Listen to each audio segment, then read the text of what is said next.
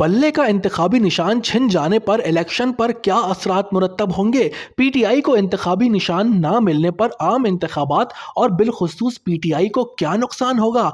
ये वो सवाल है जो सुप्रीम कोर्ट के फैसले के बाद से सियासी हलकों में ज़ेर बहस है।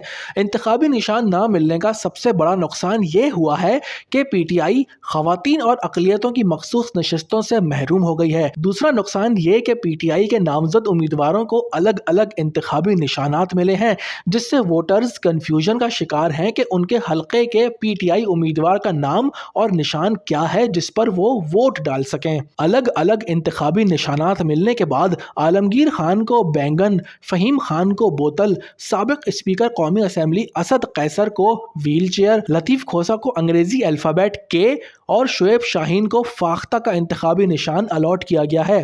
जैन कुरैशी को जूता और मेहर बानो कुरैशी को इंतखाबी निशान चिमटा अलॉट किया गया है। इसी तरह किसी को ढोल, डॉल्फिन, बकरी, खुस्सा और प्रेशर कुकर इंतखाबी निशान दिए गए हैं। एक खतरा यह भी है कि पीटीआई के हामी उम्मीदवार इलेक्शन जीत कर आज़ाद हैसियत से किसी भी पार्टी में शामिल होना चाहें तो बाआसानी हो सकेंगे। इमरान खान समेत पार्टी की मरकजी क़यादत के इंतखाबी मैदान से बाहर होने की वजह से पीटीआई वर्कर्स की बड़ी तादाद इलेक्शन में दिलचस्पी खो चुकी है।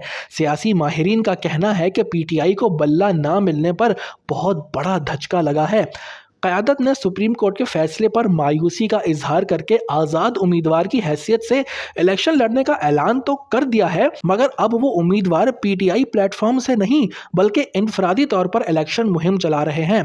पार्टी वर्कर्स की अक्सरियत वोट डालने के बजाय घर में बैठने पर तरजीह देगी। इलेक्शन में टर्नआउट कम हो जाएगा। तहरीक इंसाफ रहनुमा बैरिस्टर गौहर ने पेशावर हाईकोर्ट से बल्ला मिलने के बाद कारकुनान में ये उम्मीद पैदा की थी कि अब पीटीआई की फतह को कोई नहीं रोक सकता, लेकिन अब बल्ला दोबारा छिन जाने पर कारकुनान और वोटर्स में मायूसी फैल गई है। अब देखते हैं कि इस मुश्किल वक्त में पीटीआई की इंतखाबात के बाद असेंबली में क्या पोजीशन होती है।